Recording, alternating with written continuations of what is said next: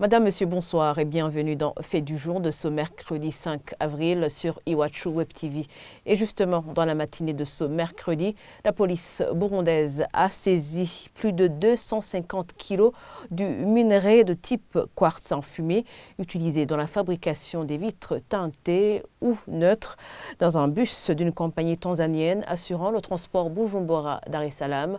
Le bus et tous les passagers ont été conduits à la brigade anticorruption. Le commissaire de cette brigade, Isdor Ndiokubgayo, indique que c'est grâce à leurs informateurs qu'ils ont pu traquer ce bus. On l'écoute.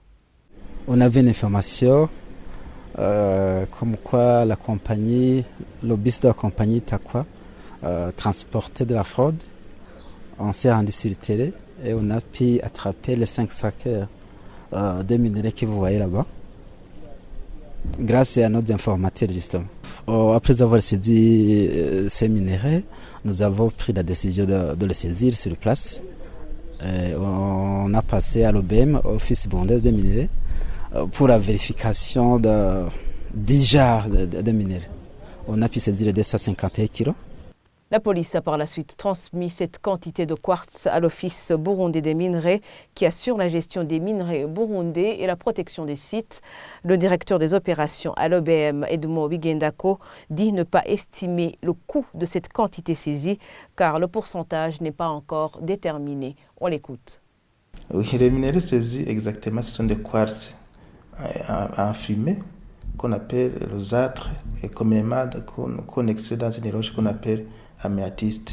Ça se trouve un peu dans des gîtes au niveau du Burundi, mais aussi aux alentours, dans les pays limitrophes, on peut les trouver. Le minerai quartz, c'est à la fabrication de vitres, soit les vitres claires, les vitres enfumées, etc.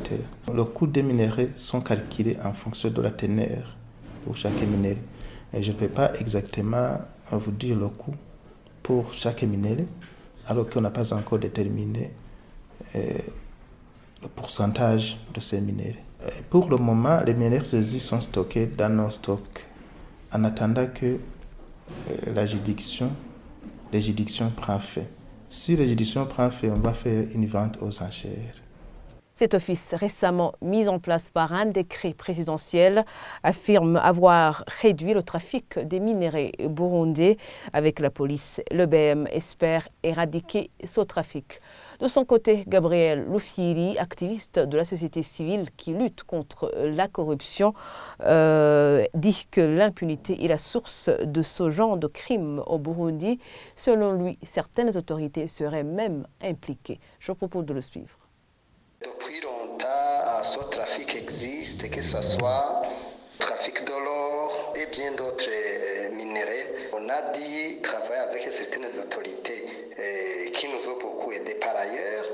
Ils ont essayé et le gouvernement a dû sanctionner ces individus, mais jusqu'aujourd'hui, les minéraux qui s'appelaient à cette époque castérite, jusqu'aujourd'hui, les personnes qui étaient dans ce coup n'ont pas été sanctionnées. Donc, comme il y a l'impunité généralisée et que la fraude est devenue monnaie courante, c'est très difficile vraiment que cette fraude puisse être éradiquée. La corruption reste un mot d'ordre chez certaines